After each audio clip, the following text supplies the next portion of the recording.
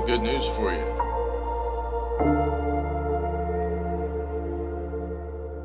Close up, far away. Close up, far away. Call Zoe, Zion. Zoe! Close up. Come on. Hello? Come on. I wasn't always like this. When I was 2, I had to get my hands cut off because I was sick.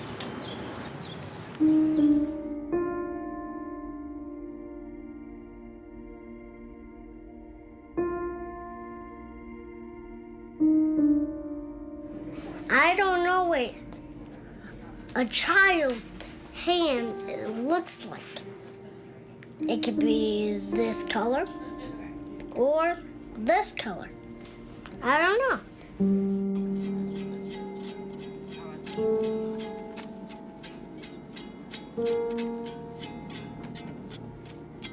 How to make a muscle. Over here. Let me see how strong you are. We have followed Zion for probably about 1.5 years now and done extensive evaluations to see if he was a good candidate for hand transplant. So, when I get these hands, I will be proud of what hands I get. I will be proud. I will be too. Because they're going to be your new hands. You excited? And if it gets messed up, It's not going to get messed up. I don't care because I have my family.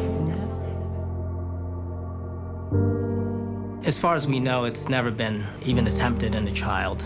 One of the things that's unique about Zion is that he already had kidney transplants. He's on medication for rejection, and so essentially we could piggyback off of that same medication.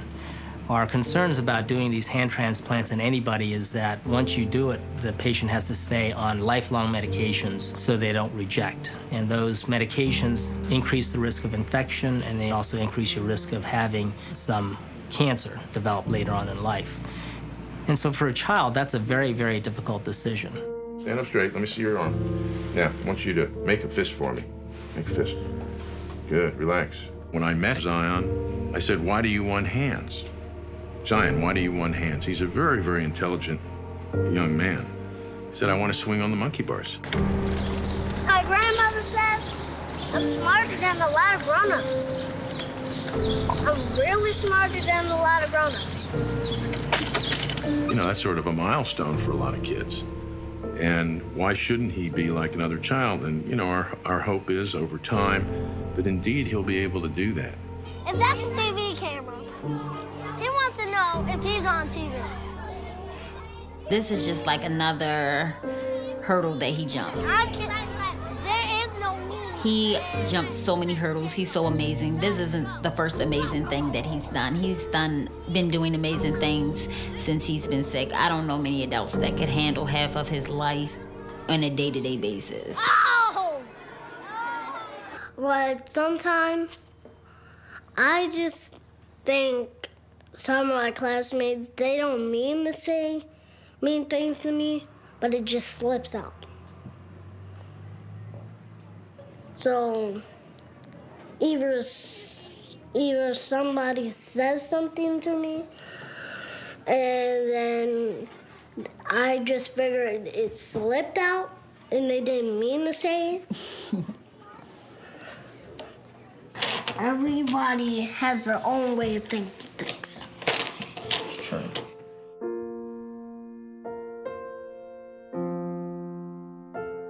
Each year, there are only 15 children, based on the databases, that would even be eligible to donate hands. And then it comes down to the organ procurement organizations approaching families at a terrible time, the loss of a child. Let's just stop and think about that.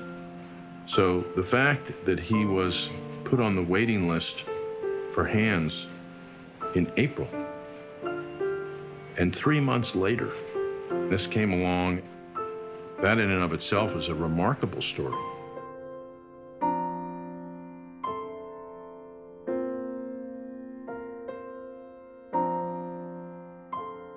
Chrissy called me and she's like, okay, we have a match. I'm like, stop playing, Chrissy. And she's like, no, I'm serious. We have about 12 surgeons and, a whole bevy of nurses, at least 8 nurses circling in and out, and then a team of anesthesiologists, I think at least 3 or 4 of them that'll be working throughout the night. So it's a large team. There's an expression in surgery.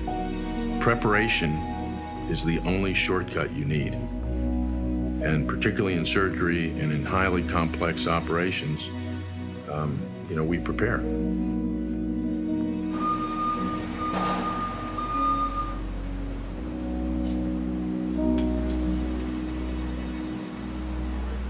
So we're about to get started. Zion's just come into the room, and they're starting to put intravenous lines in and get ready for the surgery.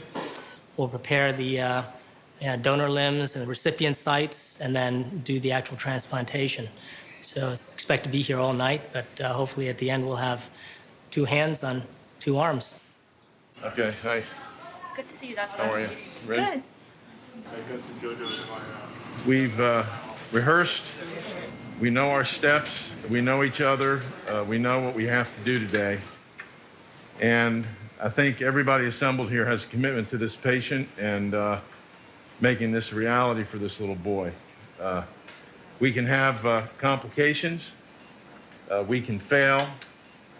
We can have troubles, but we're not planning on it. So everybody is familiar with their particular role.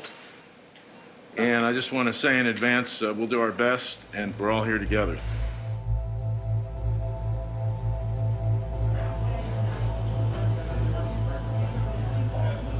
This is a new arena of reconstructive surgery. It's a new arena in transplant surgery. This gives new hope, not only to the adults, but particularly children. And there are ethical issues and questions about the implications for that, but that deceased child's hands and expression, if you will live on in Zion. And that's a pretty profound thing when you think about it.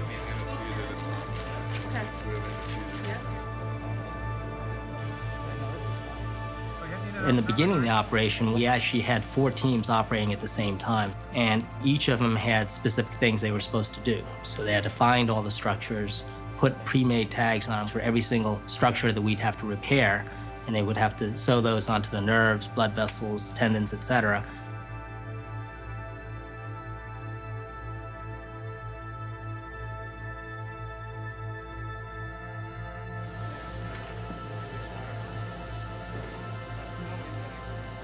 It's one thing to sew adult vessels, which in and of themselves are small and it requires a kind of skill. But the highest echelons of reconstructive microsurgery take place in children, small children. And my colleagues who participate in the microvascular aspects of the care are just the best in the world.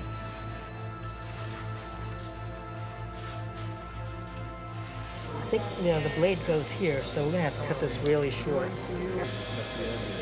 Right. Okay.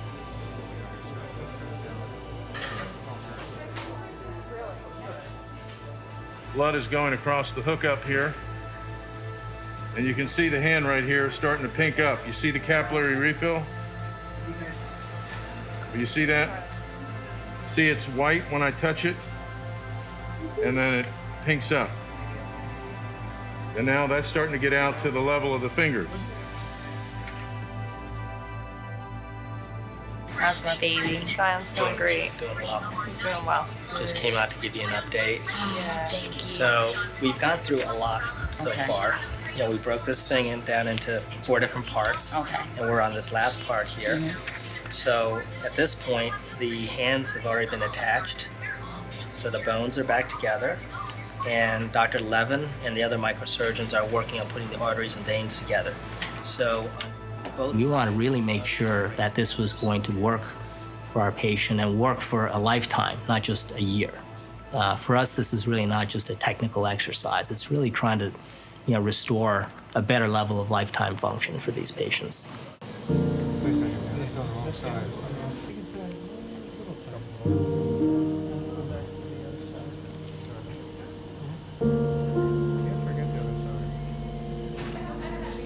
I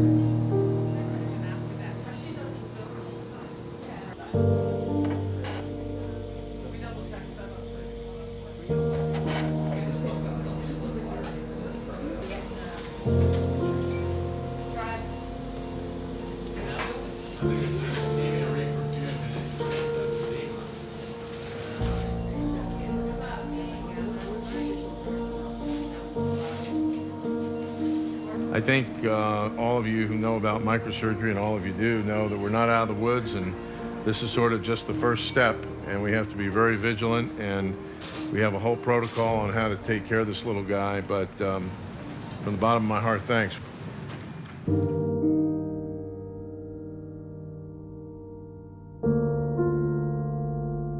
We have some good news for you. Your little guy has 2 hands.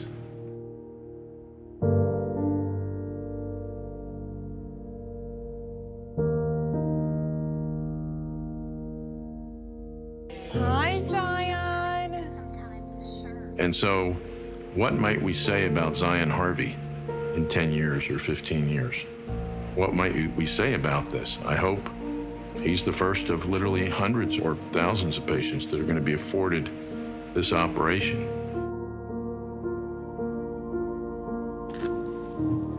Right. Yep. Wow. Up. Nice. No hands. That's all you. Don't let me get it. Don't let him take Let me it. get it. Tug of war. He's in no better place than in the Children's Hospital of Philadelphia to make sure he gets through this and does well. Me and Zoe want a puppy. Where's the puppy gonna live? My room. Where else?